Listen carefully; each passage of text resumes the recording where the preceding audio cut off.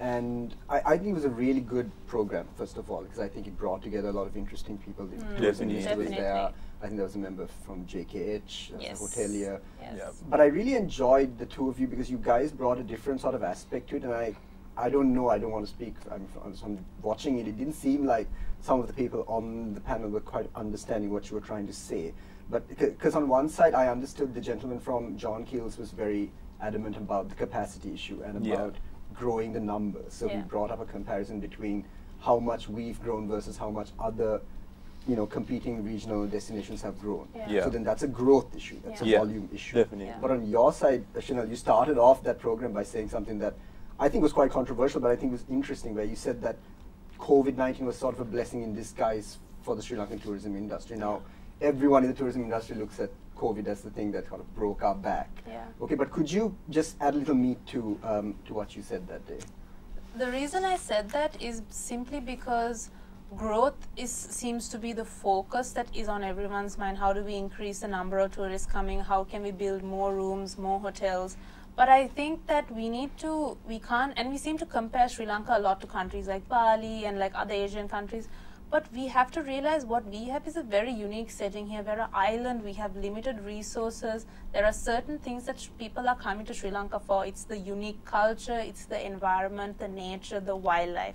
So we as tourism stakeholders need to understand what it is that makes the island special for these tourists, and then preserve those aspects and build in a way that is according to that, and that builds into that. So that means that you don't bulldoze like the nature that's there and make more rooms for, and you don't build skyscrapers near the beach. They're coming for the beach town vibes. And that doesn't mean, I'm not saying to not build, I'm saying take into account the aesthetic of what people want, build in a sustainable way, include more of our traditional techniques so that alone is interesting for anybody that comes to visit. And also the fact that we were heading at such a trajectory. If it wasn't for COVID, I honestly don't know where we would be right now in terms of sustainability. The thing is, if you look at Sri Lanka as a market, because we are somewhat far behind everyone else in terms of development of tourism. That's also a blessing. Yeah, a blessing, right? The way we see it. But what was happening was everyone's like, oh, tourism is booming. Let's get a loan and let's just put up rooms. Not thinking about, okay, what are the implications of this, right? And the issue would have been, had we not had that hard pause, we would have just built in a way that would have ruined our offering. Cheap rooms, destroyed. So like, let's take Yala for example. We're already seeing it. I think by come December, we will see there is going to be tremendous pressure on that park. And even already tourists are talking about it, saying, oh, do not go there because it's such a negative experience. If we didn't have that incident, Yala would have just gone to a rate that we couldn't have controlled it. Same issue with whale watching right now, right? Actually, before COVID, it was before the East attacks, when we were in the south, there were people completely unregulated. People they were saying, driving boats over whales. The whale is going to surface here. They're riding the boat in circles over. And the thing is, and we still are lucky that it still hasn't come to that point. Imagine if you have, at that point, it was 20 boats that were going, and they were saying it's absurd, no regulation, no way of controlling these guys, and they are doing whatever they want. Imagine if we have the kind of tourist Thailand has. How do we control that, right? And we have seen, especially with Yala, once it gets too big, you can't control it. In Yala, they try to put in a regulation saying X amount of jeeps. All the jeep guys, the union got on the road and blocked people from entering the hotels. There is now too big of an industry reliant on that. So we have to understand that we cannot let this happen to every other component of Sri Lanka that is beautiful. Because the more people become dependent on that, then the chances of preserving that and putting regulation to look after it and ensure its growth sustainably. I mean, right now, specifically, Sri Lanka is going through this economic crisis. And it seems the main solution is, in the short term, is to get tourism. Right? Remittances and tourism. The remittances has its own problem because you're literally shipping people off. Low scale, high scale, doesn't actually go away and send us money. But on the other side, yes, I get it. We have to attract tourists. We need the short-term foreign currency inflows. But if we're going to damage this product, exactly. and the other thing about traveling is you spend a lot of money. You're going to go somewhere, in a couple of years' time, if you have that choice, you always spend that money to go somewhere new. Unless that experience was something spectacular where you like, I really need to go again. And do you see that happening in Israel? Do you think there's a lot of people who come here and think, I can't wait to come here again? Or is it just sort of like, oh, I've seen it and I kind of feel like the product isn't what I expected? Thankfully, up to now, based on everyone we speak to, they all want to come back. They all want to come back, and that is primarily because our people are so warm and so welcoming. It's a that is the experience here. That's why we keep telling people that we have to focus on. Other than the main tour, the route that most agencies kind of promote you to visit, I think now when we post videos on off the beaten path activities and new locations, we always get messages saying, oh my god, I came 10 years ago, I had no idea this existed, I'm planning another trip, I'm definitely going to try some of these new things. So as you kind of showcase the other aspects and the other beautiful places to visit, people realize that there is more. If they think that it's only the usual, like Anuradhapura, Yala, cultural triangle, then there's nothing much. But there is more. Definitely. And that also what we see is like, so tourists who come and do that standard tour with a travel agent, they are going to be exposed to that same thing and only be told about those specific areas. But tourists who come by themselves, our generation, and who go and they might spend some time in Valigama, surf there, and then they'll meet other tourists who said, oh, we were in Galloya, oh, we were here. Then they take on and they learn so much more. That's, for us, that's why we keep exploring Thailand, because every time we go there, we find someone else who tells us about a new place. And we're like, oh, wow. Is it? But Sri Lanka also, even though it's not as big as Thailand, has so much of an offering, right? And all around the island. Regarding what you said, that in the short run, tourism is the way forward, we're not saying that people shouldn't use tourism as a way to make a revenue in the short run. But we're saying rethink the way that you use tourism. Like, so what can you offer that's not harming the environment? In fact, you're using your environment as a strength. So if you're in a village, don't destroy the village to make like rooms and make it modern and put ACs and all. Instead like do a service around. Use the culture. Get the villagers to come and cook, do a home cooked meal. Show them how you make your rope. Show them how you do your coconut oil, what you cook with, how you grow your food. And the global trend with tourism is that people are moving away from mass tourism and wanting to come and stay. There is still, I mean, even we would like to go and stay in once in a while, but people want to come and experience culture. And we are lucky that our culture has been preserved and is still an integral part of our society. We can use that, and then that way we are preserving our culture and our traditions, and we're also using it in a very unique way and like sustainable way. Sustainable way of earning revenue also, right? Because you're not.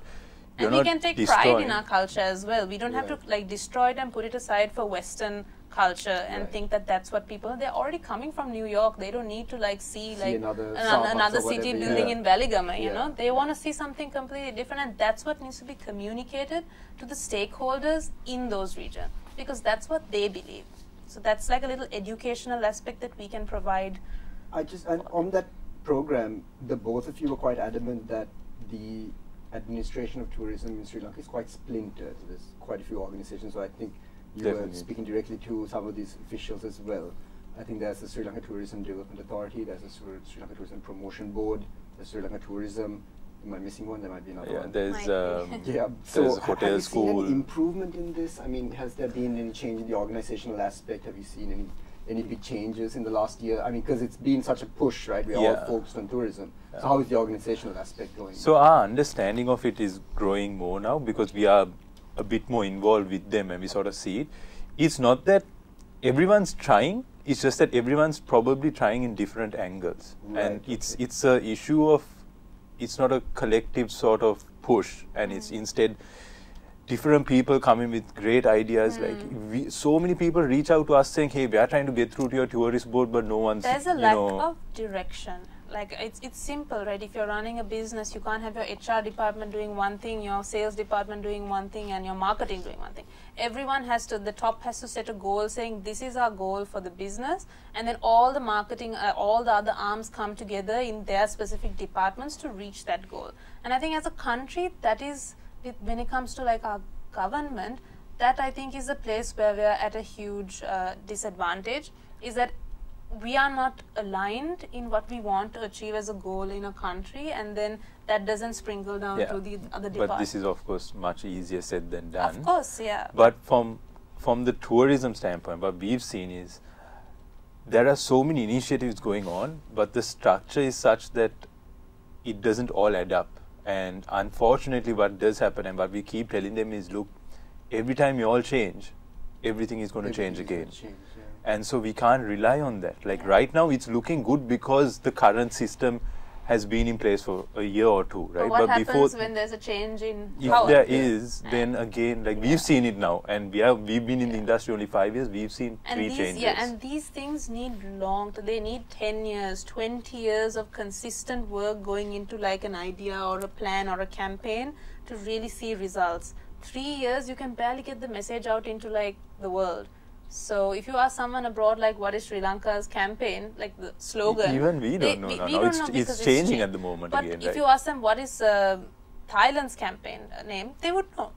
Malaysia, this came up, I mean, some years ago, right? And I think there was the small miracle. Yeah. And I think someone in the government, it might have been Mahinda Rajapaksa himself, who said, I don't like the word small. Then they changed it to the wonder of Asia, and then they, what is it, right? Is it So Sri Lanka for a while? It was So Sri Lanka for some time. Sri Lanka now, isn't it? No, now they're shifting away to like Visit Sri Lanka. Smile or Save Sri Lanka? No, they were trying to push. That was like so a this separate is, I guess, the problem. And I assume that when you have a promotion bureau at a development authority, that okay, so these are regulators essentially, right? So then regulate.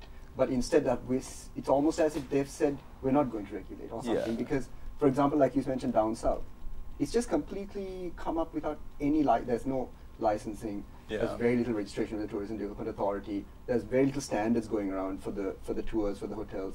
So, I mean, how does it come? Because I assume that a planning of, if you have a tourism ministry, then you have a central environmental authority, you have municipalities, and then you have all these other stakeholders, like an entire ecosystem of people like yourselves, like content creators, suppliers, the jeep drivers, you know, the national guides.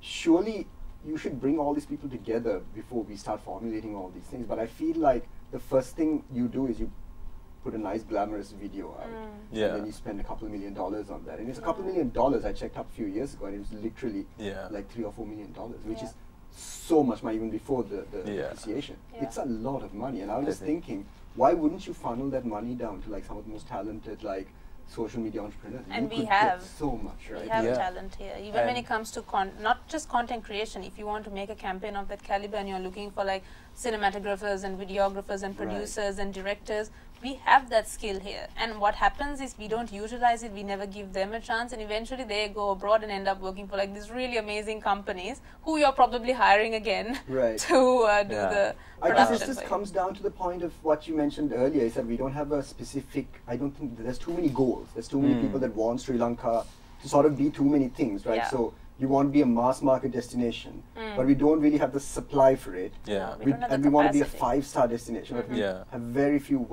like high quality 5-star hotels where someone who is going to go to like, you know, Phuket or wherever, some really expensive joint is not going to come here, pay roughly the same amount in you know, $300, $500 hotel room. You know, how do you see that let's take the luxury aspect of it. Like, how does Sri Lanka come to that level? Because I know there's a handful of properties that are, you know, top level. But even then, you're talking about $500 a room a night. Then I mean, that traveler has so many options. Just in this region, just take, you know, Southeast Asia. So I think in that segment, we are in a way lucky, because generally that traveler, sorry, you can keep going. Generally that traveler is looking for a unique experience also, right? So everyone spent $500 in Africa. Like let's just say, right? Like think of it. Like everyone does that trip to Africa in that price point. Everyone does the same thing in Thailand. Very few people have even heard of Sri Lanka. So we have that advantage that we are still lesser known, lesser explored, which is something that we definitely should tap into at this point. And at the same time, we also have really good offerings that are very unique in the sense, like for example, like Resplendent or Teardrop, like, you know, where we are utilizing our history, these colonial bungalows and things like that, and offering a really high quality service that you would have to be manufactured in other countries. But here it's a part of that. And completely unique to Sri Lanka, because it's completely wrapped around our culture and our environment and our unique like history. Yeah, I think where we fail, and I feel might be controversial to say, but I feel where we might struggle is when we try to compete like at those 5-star hotel regions, because if you compare one of the big brands here against one of the big brands in like Thailand, then you're going to obviously see a problem, because in Thailand you go to one of those hotels and then the entire ecosystem around it is sort of enabled. Yeah. You have the malls, you have the brands. It's such a big country, Thailand, that they can dedicate zones saying, look, here we will have super luxury hotels here in Phuket, and that area, if you go and look at Phuket, for me as a tourist, it's not desirable to walk around the streets of Phuket. Like, you can only stay inside the hotel. Yeah. And then you have other regions where if you're a budget traveler, you can go there. But I think my personal qualm with Sri Lanka is that we are, and like people who talk about tourism in Sri Lanka, is we are constantly talking about, look at Bali, look at this country, look at that country. Why can't Sri Lanka be like Dubai? Why can't Sri Lanka be like, because Sri Lanka is Sri Lanka. And I think we have this attitude of like always trying to compare and be like other countries, when what we have is a very unique country with 2,500 years of its own history, and like a very unique environment and culture and all of this, like it's a melting pot of diversity. Why do we need to be like other countries? Right. We need to look at ourselves and think, why are tourists choosing to come to Sri Lanka? And like we need to do like surveys on this possibly and find out why, and then talk and then build our tourism with that at the core. And like that would give us such a unique product that can't be emulated anywhere else, and you'd have to come to Sri Lanka for that experience. We have that capacity. We are not even exploring it. We are constantly trying to mold Sri Lanka into something else. Why would you want Sri Lanka to be like Dubai? Dubai is great to go to Dubai, but Dubai is that way because there's nothing else there. You have to spend money to enjoy, and that's a great place to go and do that there. But you don't want to build that here. That's not, and even when it comes to developing Colombo, we don't need Colombo to be like New York. New York only has that consumerism aspect and the big lights and the big skyscrapers. But Colombo, we can have one side of Colombo which is, yes, like, you know, beautiful and new and skyscrapers and modern. But when you look deeper into Colombo, there's so much history, colonial architecture, historical components, and just walk around the alleys and you see so many beautiful things. That is something we need to capitalize. That's something most big cities don't have. So, and Colombo used to be one of the greenest cities, I think, in the world. So those are things that we can capitalize and market on. So as you can see, when it comes to any aspect, Sri Lanka stands very unique in its own, on its own 2 feet. It's just that we keep chopping them off and trying to make it look like some other city.